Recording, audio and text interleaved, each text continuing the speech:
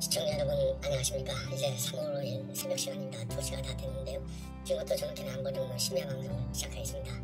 사실 제가 컨디션은 굉장히 좀 아직도 안 좋아요. 그렇지만 뉴스가 너무나 많이 쌓이고 이제 3월 5일 토요일날 제가 11시에 말이죠. 대하 빌딩 10층에서 우리 국정원 전직 직원들 한 1000여 명이 지금 동참하고 있어요. 내일은 행사장에 한 100여 명 정도가 올 것 같은데 시국선언을 합니다. 제가 주도가 돼가지고 시국선언을 하게 됩니다. 여기에서 우리 윤석열 후보 지지를 선언하면서 동시에 현 문재인 정권이 말이죠. 국정원을 완전히 무력화시켰어요. 바로 국가보안법 지금 이 폐지를 추진하고 있고, 그 다음에 대공수사권을 국정원에서 완전히 뺏어서요 검찰로 넘기는 국정원의 개혁 법안을 지금 만들어 놓고 있습니다. 자, 이미 이렇게 해서요 국정원 더군다나 그 자리에 누가 가 있어요? 박지원이가 가 있잖아요. 근데 박지원이 오늘 보도를 보면 20여일간 6.25 사태가 계속됐다. 이거 대한민국에 이런 나라가 있어요? 한마디로 무슨 판이죠 이게? 제가 그래서 여러분들 제 방송 보신 분들 아지만은 NSC 회의가 북한이 뭐 국정원 정비자를 쓰고 난리 났었잖아요. 그럼에도 불구하고 국정원장이 NSC 회의 한 번도 안 와. 박선우 1차장이 대신에 이거 어떻게 된 건지 내가 국민의힘에서 정보위도 소집해서 국정원장의 소재를 파악해라. 이유가 뭔지 그랬었는데 알고 보니까요 20여일간 그야말로 생사를 넘나드는 위중한 상태였다. 이런 보도가 지금 나오고 있어요. 그래서 6.25 사태이기 때문에 그야말로 국가안보 컨트롤 타워가 부재 상황이었어요. 이게 지금 대한민국의 현실입니다. 자, 그래서 내일은 이제 우리 전직 직원들이 국정원법, 국정원개혁법 폐지하라, 국가보안법 그대로 존치시켜라, 그리고 국가정보원을 선진정보기관으로 업그레이드 할 수 있도록 윤석열 정부가 들었으면 적극적으로 지원해달라, 이런 취지의 시국선언을 제가 합니다.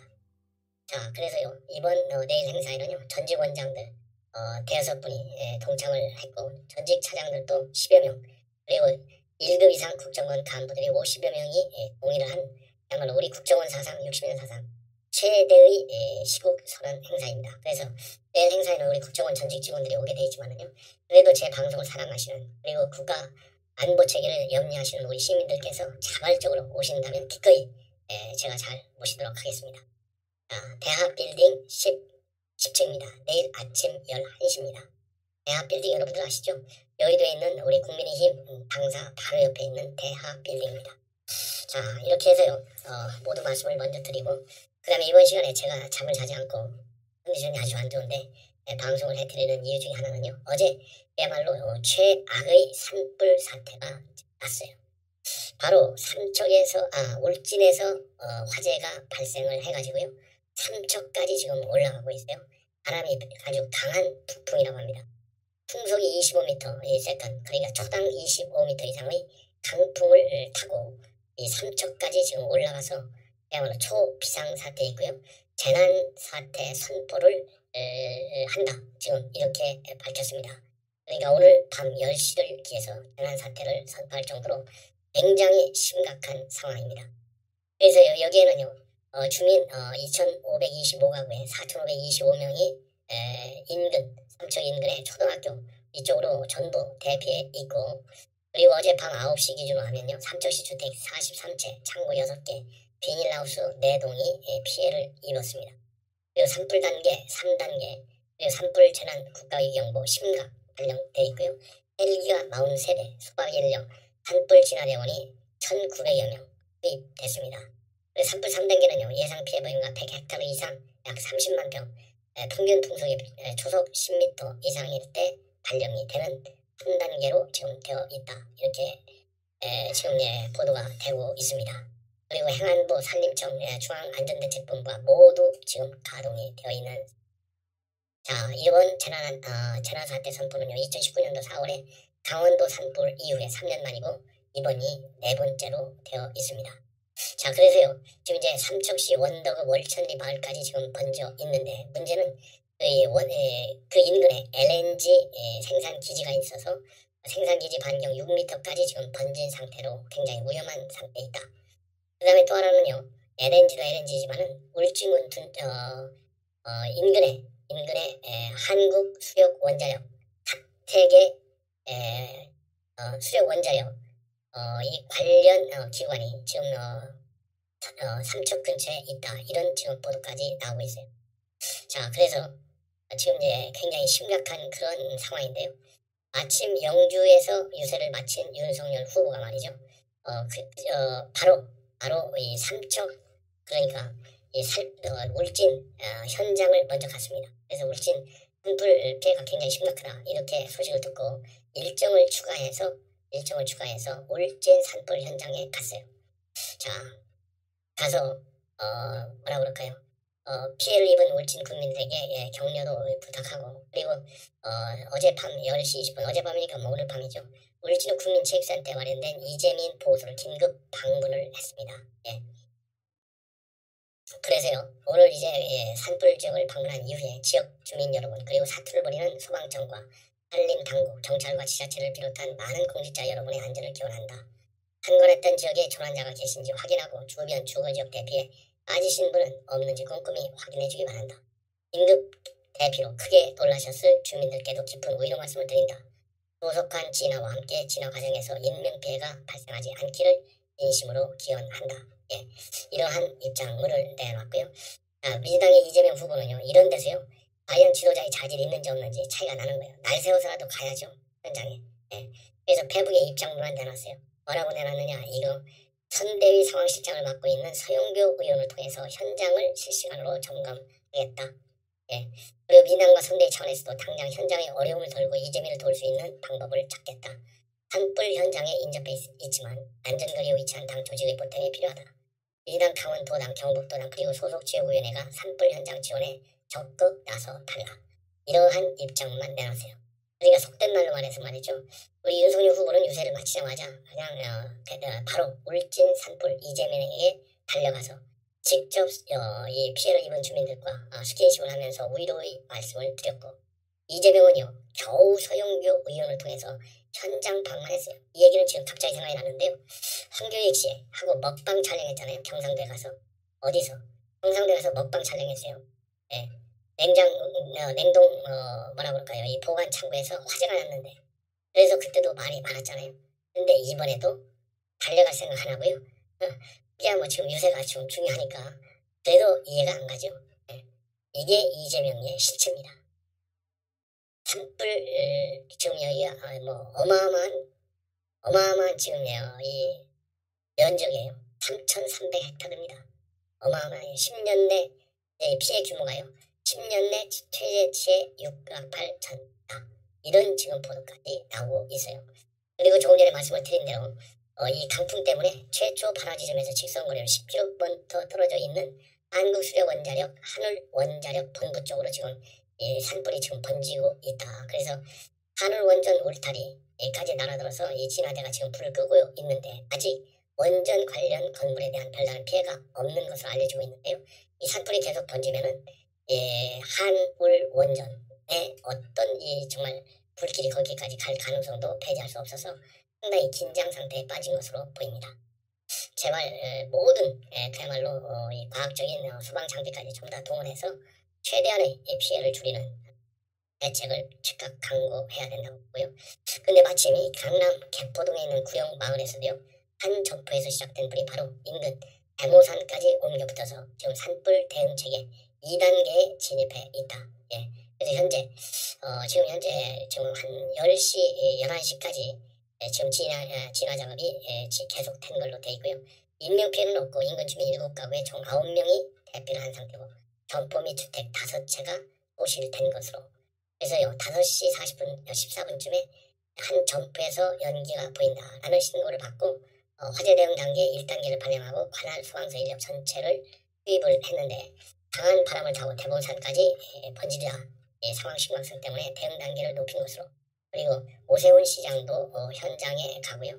그리고 박진우 위원장도 현장에 달려가는 것으로. 그리고 소방대원과 경찰 총 804명이 동원됐고 소방 차량 등 장비 91대가 투입됐는데 원인은 아직 파악하지 않은 상태입니다.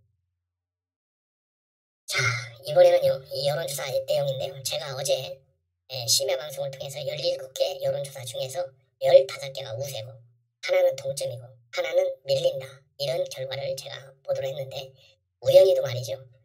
이 조선일보에서 제 방송을 본 것 같아요. 그대로 조선일보가 어제 낮에 보고를 했습니다. 그래서 17개 여론조사 중 한 곳만 2주 1위롭게 나왔다. 그 회사 대표의 이력이 논란이 된다. 이렇게 얘기했는데 이게 윈지코리아 컨설팅의 박시영 대표예요. 이 사람은 노골적으로 말이죠. 이재명 후보를 지지하고 있는 사람이에요. 그리고 또 하나 공적인 데는 또 MBS예요. 똑같이 지지율이 40%. 예.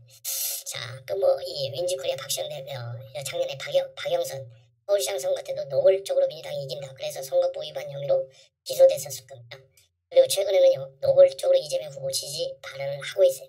그렇기 때문에 이 윈지코리아 컨설팅의 코리아에서 발표한 내용 45.4 대 45.2로 윤석열 후보가 뒤지는 것으로 내놨어요. 자, 이 박시영은 어떤 사람이냐?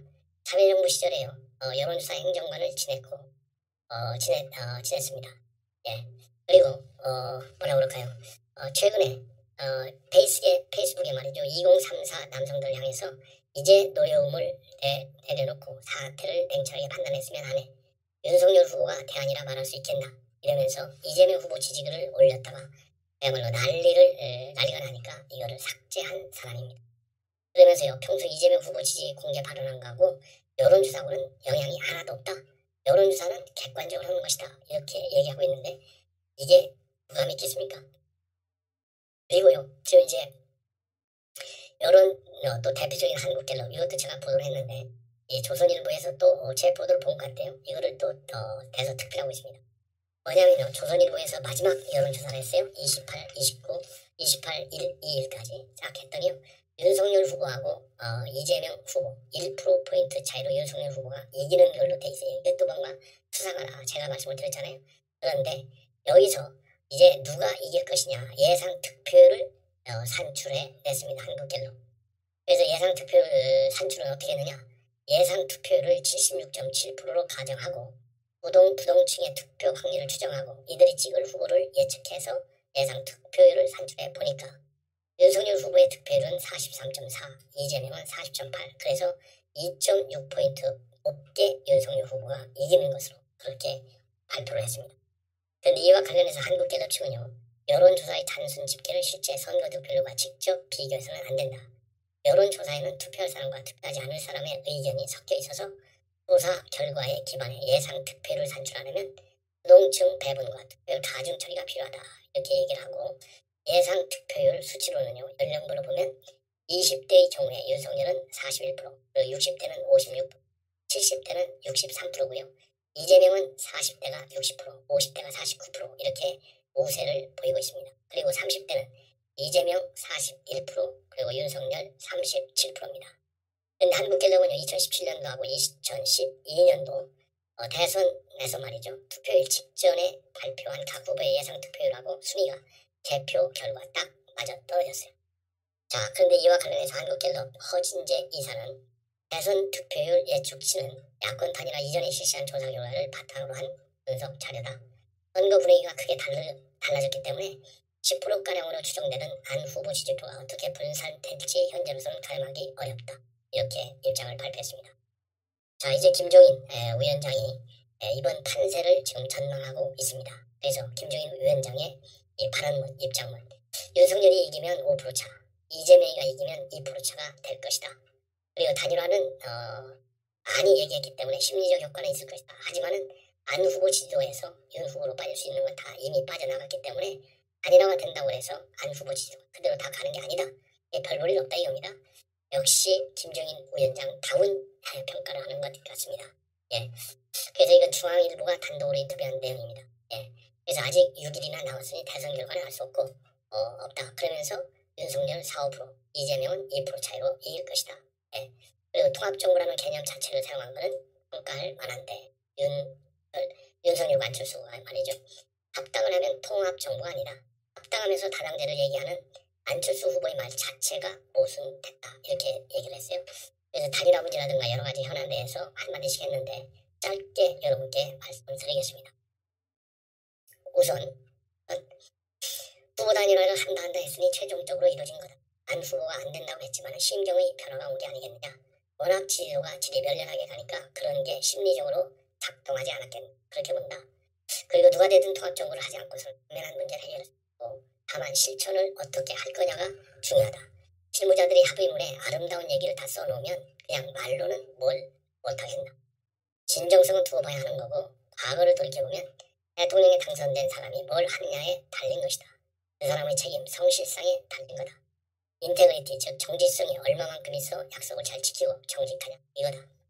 그리고 민주당 의원총회에서 정치 개혁을 하겠다고 결정했기 때문에 정치 개혁을 할 수 있는 한쪽 여건은 만들었다고 본다. 그래서 민주당이 얘기하고 있는 통합정부 이걸 긍정평가하는 대목입니다. 그리고 지난 6일날 이재명 후보하고 독대할 때 대통령의 막강한 권력을 어느 정도 축소해야 한국 정치 발전할 수 있다고 생각해서 개헌을 절대적으로 하지 않으면 안 된다라는 얘기를 했다. 이거 봐요. 중요한 얘기했잖아요. 조언을 받아야 되냐? 현재로서는 본인 스스로 그렇게 하겠다고 생각하는 것 같다. 그리고 모두가 똑같이 양당 후보 통합정부 얘기를 하고 있는데 그렇게 말하니 일단 믿고는 싶지만 과연 실현될 거냐에 대해서 상당히 회의적이다. 선거 전에는 EU에서 별짓을 다 할 수 있다. 과거 3당 합당 때도 문서로 약속한 것이 합당 뒤 폐기됐고 EJJP가 합의했던 내각제 개헌도 대통령이 된 다음 무산됐다. 박근혜 전 대통령도 경제 민주화를 공약으로 내세워 당선된 뒤 인수위 때 그 말 자체를 완전히 없앴다. 이렇게 얘기하고 있어요. 자, 항상 김정일 위원장은요. 현행헌법 문제 때문에 송관 대통령이 없다. 그래서 87년 헌법 제재 바꿔야 된다. 이게 본인의 신조예요. 그러다 보니까 이런 얘기를 한 것이죠. 그리고 이번 대선 토론 후보들 토론과 관련해서는요. 철저하게 준비들이 안 된 상태로 이야기하는 것 같다. 지금 보면 이재명, 윤석열 두 사람 모두 나라를 어떻게 끌고 간다는 또한 비전을 별로 제시한 게 없고 서로 네거티브 전쟁만 했다. 그리고 모든 사안에 대해서 대통령이 박식할 필요는 없다라는 얘기를 있는 거와 관련해서는요. 그건 아니다. 대통령이 되는 사람은 그래도 나라 전체에 대해서 각 분야에 대한 기초상식은 좀 있어야 한다. 대표적인 게 김영삼 전 대통령 아니냐. 신체만 건강하면 머리는 없어도 사람을 빌리면 된다고 하다가 결국 IMF 사태가 일어났다. 정권 교체율이 높은데도 선거는 박법인데 야당 스스로가 이렇게 만들어 놓은 거다. 아마 이쪽 대표와 화해를 해서 이 정도라도 된 거지. 그때 화해를 안 했으면 이것도 안 됐을 거다. 역시요. 안철수는 내리까고 이제 이준석이는 높이 올려보는 것 같고 또 윤석열은 별로 그렇게 좋아하지 않는 것 같은 시각을 그대로 가지고 있습니다. 남은 기한 승부처는 뭐라고 보나 사람이 어느 정도 진정성을 가지고 유권자를 국민을 대하느냐에 달려있다고 본다. 이사 요구만 가지고 국민을 현혹하면 안 된다. 정치인은 자기 스스로에 대한 책임을 져야 한다. 어떤 사람이 대통령이 되든 간에 지금 약속한 것들을 이행하지 않으면 그 정권도 성공을 못한다. 미리 단적으로 얘기한다. 무서운 사람이에요. 자, 이제는요. 안철수 후보의 손편지가 지금 언론에 많이 보도되고 있습니다. 그래서 안철수 후보가 말하자면 이제 손편지를 자기의 페이북에 올렸어요. 오늘. 그래서 후보 단일화 된 이후에 심경을 그대로 밝히고 있습니다. 저의 완주를 바라셨을 소중한 분들 그리고 저를 지지하고 사랑해 주신 분들께 진심으로 죄송한 마음을 전합니다. 먼저 부족한 저에게 무한한 사랑과 끝없는 지지를 보내주신 여러분께 진심으로 감사의 말씀을 드립니다. 저는 이번 후보 단일화의 결과를 통해 많은 분들께 큰 아쉬움과 실망을 안겨드렸다는 점은 잘 알고 있기에 내 솔직한 심정을 말씀드리고자 합니다. 많은 국민들이 정권 교체에 열망을 가지고 계십니다. 또한 동시에 제가 저의 길을 가기를 바라는 많은 지지자분들이 계십니다. 특히 저의 독자 완주를 바라셨던 분들의 실망하시는 모습을 생각하면 마음이 무겁습니다. 그렇지만 이것만큼은 분명하게 말씀드리고 싶습니다. 단일화가 안 된 상태에서 자칫하면 그동안 여러분과 제가 함께 주창했던 정권 교체가 되지 못하는 상황만은 막아야 한다고 생각했습니다. 저는 사회적 약자를 따뜻하게 품기 위해 세상을 바꾸기 위해 정치를 시작했습니다. 세상을 바꾸고 싶어 시작한 정치였지만 여전히 국민의 고통의 크기는 줄어들지 않음에 번민했고 고통스러웠습니다. 단일화 결단의 고민은 거기에서 비롯됐습니다. 그리고 제가 완주를 하지 못했다고 해서 결코 저의 길을 포기하는 것은 아닙니다. 저를 지지해 주신 여러분의 성원이 결코 헛되지 않도록 하겠습니다. 저를 지지해 주시고 사랑해 주신 성원을 잊지 않고 더 좋은 대한민국을 만들기 위해 제 모든 것을 바치고 혼신의 힘을 다하겠습니다. 여러분이야말로 그동안 나라를 걱정하고 좋은 세상을 만들기 위해 저를 지지해 주신 분들입니다. 그러기에 저희 송구함과 죄송함은 더욱더 큽니다. 저는 분명하게 약속드리겠습니다. 저는 지금까지 여러분과 손잡고 함께 걸어온 길을 조심을 잃지 않고 계속 함께 걸어갈 것입니다. 저를 지지해 주시고 사랑해 주신 분들이 꿈꾸는 나라, 더 좋은 대한민국을 만드는 일은 결코 포기하지 않겠습니다. 우리 국민들의 더 나은 삶, 더 행복한 삶을 위해 헌신하겠습니다. 2022년 3월 4일 안철수 올림.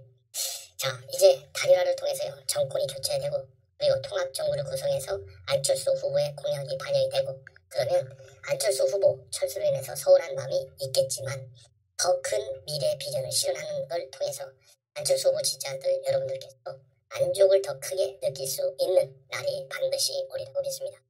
그런 의미에서요, 이 안철수 후보의 이런 손편지의 진정성을 믿고 다 같이 정권 교체보다 더 큰 정치적인 가치는 현 시점에서 없다라는 점을 제가 말씀을 드리면서 오늘 심야 방송을 마치겠습니다. 대단히 고맙습니다.